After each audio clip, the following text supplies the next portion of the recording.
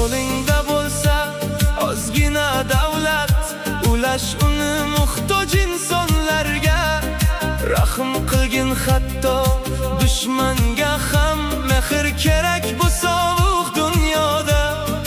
Boylik emas inson qiymati, yurak bilan o'lchanar bari.